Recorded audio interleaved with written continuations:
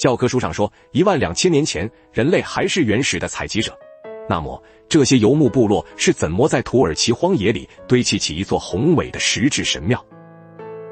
戈贝克利石阵占地超过9万平方公尺，巨大的 T 型石柱每根高达5公尺，重达20吨。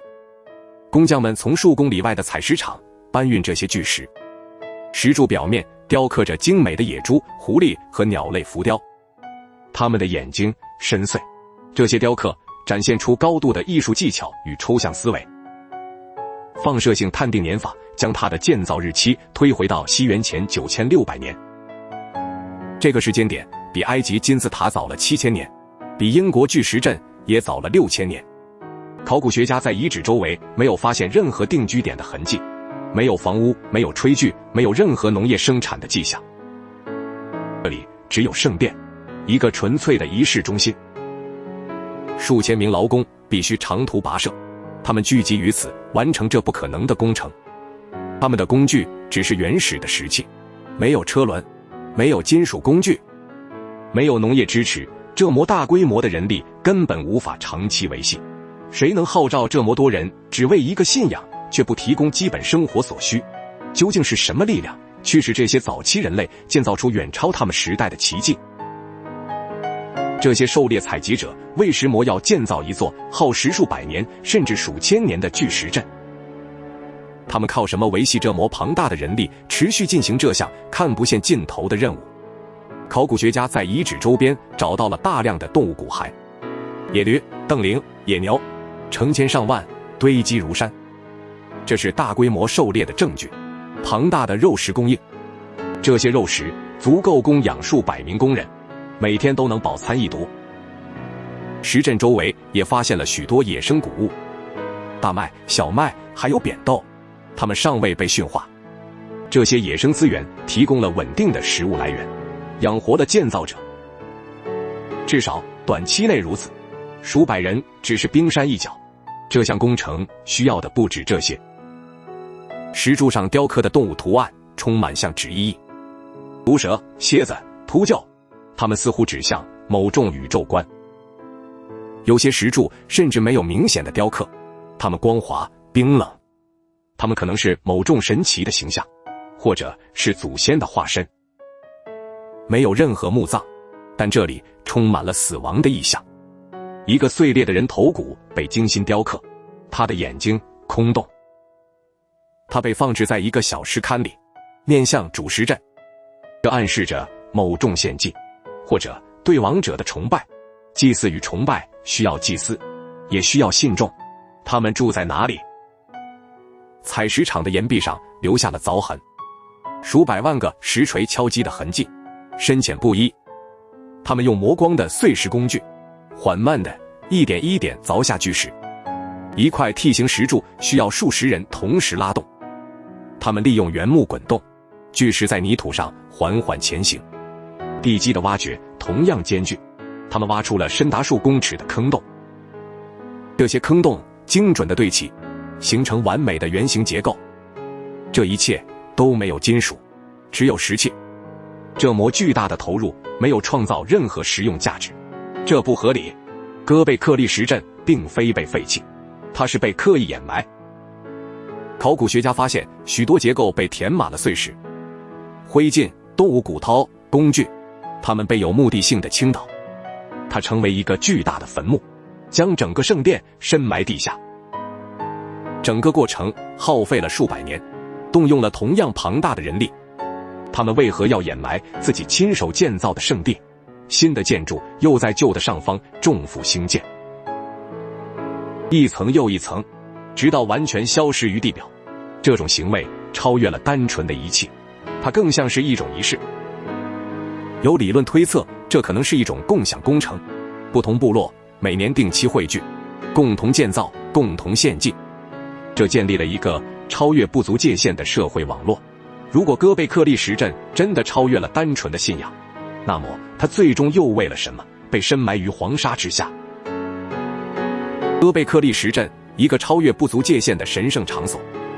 在没有明显社会阶级的情况下，谁来领导这么庞大的工程？什么样的复杂信仰体系能协调数千人长达数百年？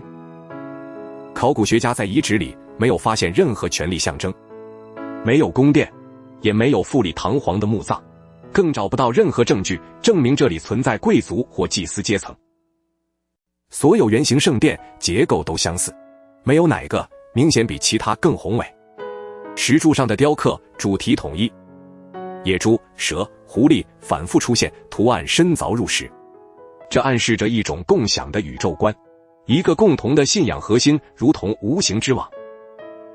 这么庞大的工程却需要精密的规划。谁来组织所有细节？谁来分配劳力，协调不同部落间的合作？某些石柱被刻意损毁，它们的头部被敲击得残破。这可能是一种仪式性的破坏。石阵的建造遵循着天文学的规律，部分石柱指向特定的星辰天狼星，这反映出建造者对天空的深刻理解。他们观察住星象，计算着时间。这不是随机的排列，而是一个精确的宇宙模型。每个圆形结构又略有不同，它们有自己的特色。有些图案只在特定区域出现。一个被解读为人类头颅的符号布满南侧墙面，这表示虽然有共享信仰，各群体仍保留了独特习俗。遗址中发现了大量饮酒的证据，发酵的野生谷物被用来酿造啤酒。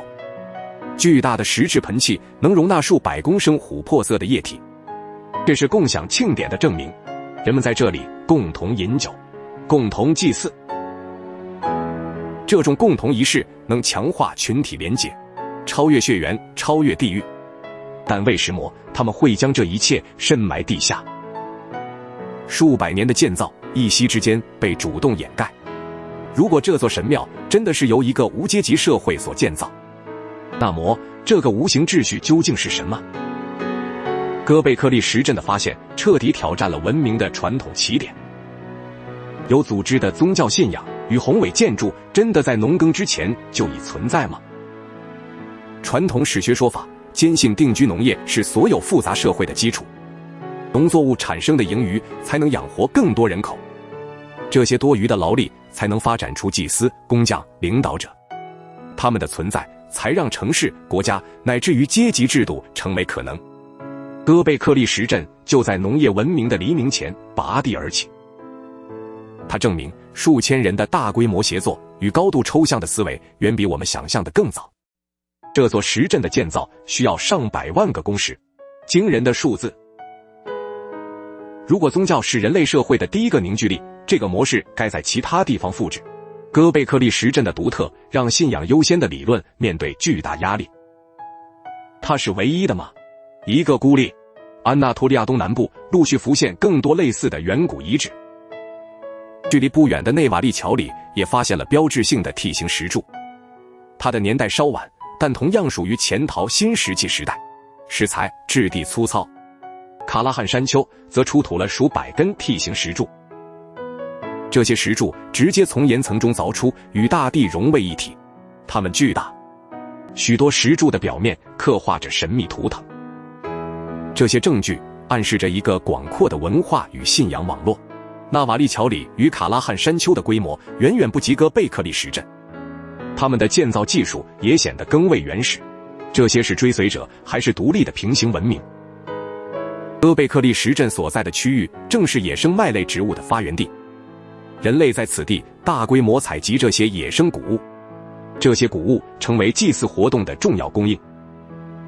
为了确保稳定的祭品，人们不得不更频繁地收集。这种对食物的需求无疑推动了早期人类对野生作物的管理，最终这一步步引导到农业的出现。神庙先于农田，这是一个惊人的逆转。如果农业是为了支撑宗教活动，那么人类付出的代价是什么？驯化作物远比狩猎采集需要更艰辛的劳动，为什么要选择这条更辛苦的路？哥贝克利石阵最终被刻意掩埋，数百年里人们将碎石、泥土一层层小心覆盖，它被从世人的眼前彻底隐藏。这项巨大的掩埋工程本身就耗费了大量人力，它需要与建造时同样精密的组织与动员能力。泥土覆盖了所有。这不只是废弃，掩埋后的区域并没有被完全荒废。为什么要埋葬自己亲手建立的神圣之所？他们选择将这一切深埋地下，原因何在？哥贝克利石阵的出现与消失，究竟暗示住人类文明的真正起点是一个我们至今仍无法理解的深层谜团，永远沉睡在黄沙之下吗？欢迎订阅我的频道，开启小铃铛，让你不会错过更多精彩历史故事的深度解析。